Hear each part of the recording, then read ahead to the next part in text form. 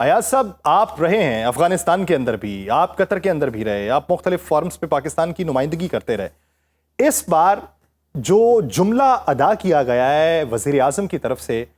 کہ افغانستان کو یہ طے کرنا چاہیے کہ پاکستان چاہیے یا انہیں یہ چاہیے، اور اگر یہ چاہیے تو ہمارا افغانستان کی عبوری حکومت سے کوئی تعلق نہیں، آپ اسے روایتی جملہ لیں گے، روایتی بیان لیں گے، یا پھر پہلی بار کوئی دو ٹوک موقف لیں گے جب سے یہ طالبان حکومت آئی؟ دیکھیے، یہ میرا خیال ہے کہ پہلی مرتبہ نہیں ہے، تو اس طرح باتیں کہنا میرا خیال ہے اس لیول پہ اس لیے بھی مناسب نہیں ہے کہ اگر آپ کو جواب اس کا مل گیا تو پھر آپ نے اس پہ ایکشن کرنا ہوگا۔ تو ظاہر بات ہے، افغان حکومت، پاکستانی حکومت، یہ دو بڑی طاقتیں ہیں۔ اس کے درمیان ٹی ٹی پی ٹھیک ہے کہ دہشت گرد گروپ ہے، لیکن اس کو حکومت کے برابر نہ لائیں کہ آپ کہیں کہ ان کے ساتھ تعلق چلائے، ہمارے ساتھ چلائیں، گویا وہ اتنی بڑی چیز بن گئی۔ وہ وہاں پہ تھے، پھر افغان طالبان نے امریکہ کے ساتھ دوحہ کے اندر 20 سالہ جنگ کے بعد بات چیت کے ذریعے یہ بات حل کرا دی کہ افغانستان کے اندر دہشت گردوں کو سرزمین کو دہشت گردی کے لیے اجازت نہیں دیں گے۔ اب ہمیں ظاہر بات ہے ہمارے لیول پہ تو ہم اس ڈیٹیل کو ہمیں نہیں معلوم، جو ہمارے حکومت کے حکمرانوں کے اور طالبان کے حکمرانوں کے درمیان بات چیت ہوتی رہی ہے، یا جو پہلے طالبان کے ساتھ ہمارے ایک جنرل صاحب بات چیت کر رہے تھے۔ لیکن ظاہر بات ہے جب ہم سنتے ہیں، دیکھتے ہیں، لکھت پڑھت میں بھی کچھ آ جاتا ہے تو اس پہ بیس کر کے ہم اپنا تجزیہ کرتے ہیں۔ اچھا،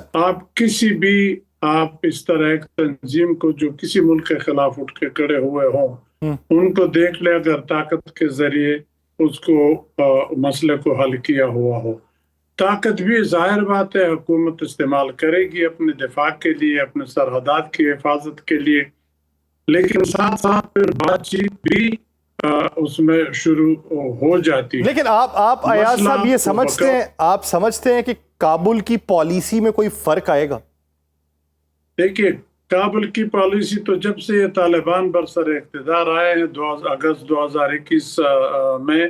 تب سے تو یہ ٹی ٹی پی بھی ادھر ہے، تب سے دوسرے ملیٹنٹ گروپ بھی وہاں پہ ہیں، تو یہ تو ہے وہاں پہ۔ اب ظاہر بات ہے اسے انکار تو شاید وہ کرے، لیکن حقیقت ہے کہ وہ وہاں پہ رہتے ہیں۔ اب ہمارے خلاف وہ استعمال ہو رہے، اس کا ظاہر بات ہے ذمہ واری یا الزام تو افغان حکومت پہ لگے گا، لیکن ہمیں یہ تو نہیں پتا کہ افغان حکومت ان ریٹرن کیا کہتی ہے، کہ ہم اس کو کیوں نہیں سنبھالتے، ہم اس کو کیوں نہیں کنٹرول کرتے۔ یہ تو جب ہمیں ساری وہ چیزیں معلوم ہو تو تب ہم حتمی بات کر سکتے ہیں۔ فی الحال یہ کہہ سکتے ہیں کہ یہ مسئلہ تو والا نہیں ہے کہ اس کو حل کر لے۔ لیکن اچھا ایاز وزیر صاحب سر، یہ دیکھیے نا کہ جیسے آپ آئیں، آ کے مار ڈالیں، ہمارے جوانوں کو ٹارگٹ کریں، ہمارے جوان اس مادر وطن پہ اپنی قربانیاں جو ہیں وہ نچھاور کرتے رہیں، اپنی جانیں نچھاور کرتے رہیں، جس طرح کی کہانی ہے ابھی میجر عدنان والا جو واقعہ تھا، جو انہوں نے شہادت حاصل کی ہے۔ اب جب یہ ہوگا تو فوج میں وہ نرم گوشہ کہاں پہ آئے گا بات چیت والا؟ دیکھیے، میں نے تو شروع میں کہا کہ دفاع کرنا فوج کا حق ہے، خواہ وہ بنوں میں ہو، خواہ وہ کسی اور جگہ میں ہو، خواہ وہ سرحد پہ ہو، یہ ان کا حق ہے، یہ ان کی ڈیوٹی بھی ہے، اس لیے تو دفاعی قوتیں ہم رکھتے ہیں، ہر ملک کا یہ حق ہوتا ہے۔ لیکن اس مسئلے کا اگر ظاہر بات ہے افغانستان کے اندر ان کے لیڈر بیٹھے ہیں، ان سے بھی بات چیت کرنی ہوگی کہ تم اپنے ملک کے خلاف کیوں لڑ رہے ہو دوسرے ملک میں بیٹھ کے۔ اچھا ایاز صاحب، اس میں میرا ایک سوال ہے، پھر یہ بتائیے کہ وہاں پہ ان علاقوں میں اگر ان کی موجودگی ہے ان لوگوں کی، تو وہ کہیں نہ کہیں تو پھر کوئی پناہ دیے ہوئے انہیں ہے نا، جس کی وجہ سے ان کا تعاقب ان علاقوں کی طرف کیا جا رہا ہے۔ اس پہلو کے اوپر پھر کیا رائے رکھتے ہیں آپ؟ دیکھیے، اس کے بارے میں یہ کہوں گا کہ آپ اپنی قوم کو یا اس علاقے کے لوگوں کو دل جیتے تاکہ وہ آپ کے ساتھ ہوں۔ ان لوگوں کی بہت آپ ذرا تاریخ میں تھوڑے سے پیچھے چلے جائے، کوئی 5-6 مہینے پیچھے کی بات ہے، یہ ایک لمبی داستان ہے، نہ آپ کے پاس وقت ہے نہ میں یہ سارا بیان کر سکتا ہوں۔ مختصراً عرض یہ ہے کہ جب آپ جنگ لڑتے ہیں، ایاز صاحب یہ بتائیے کہ اس میں سفارتکاری کا محاذ جو ہے اس کو کس حد تک ہم قابل عمل میں لا سکتے ہیں کہ 15 ستمبر کو وزیر اعظم جا رہے ہیں قطر، اور اسلامی ممالک کے اور بیشتر جو سربراہان ہیں وہ وہاں پر موجود ہیں، غالباً افغانستان کی بھی شاید وہاں پہ موجودگی ہو، اور اگر ہوتی ہے تو جس طریقے سے طالبان اور امریکہ کے درمیان مذاکرات کروا دیے قطر نے، کیا وہاں پہ ہم کوئی ایسا سائیڈ لائن کے اوپر منظرنامہ وضع کر سکتے ہیں کہ جو دونوں ممالک میں ایک پیج کے اوپر صورتحال کو لے آئے؟ دیکھیے ان ساری جو آپ نے بات کی، اس لیول تک پہنچنے کے لیے آپ کو گراؤنڈ لیول پہ بھی کام کرنا ہوگا۔ آپ نے کوئی ایک خاص ٹیم یا کوئی خاص طریقہ استعمال کرنا ہوگا کہ ٹی ٹی پی اور افغان طالبان کے ساتھ بیٹھ کے آپ کسی بات پہ اگر قریب لے آئیں تو تب آپ لیڈرشپ کو انوالو کر لیں۔ ہم ہر کام وہ پہلے الٹیمیٹ کرتے ہیں، اب اس مسئلے کا حل ہم نکالتے ہیں، آخری چیز ہے ہمارے پاس، وہ آخر میں استعمال ہونا چاہیے۔ پہلے سفارتکاری کو موقع دے دو، پہلے ان لوگوں کے ساتھ ان لوگوں کے تھرو بات کرو جو ان کے رسم و رواج، ان کی زبان، ان کے عادات سمجھتے ہیں۔ افغانستان کے ساتھ اور ٹی ٹی پی کے ساتھ آپ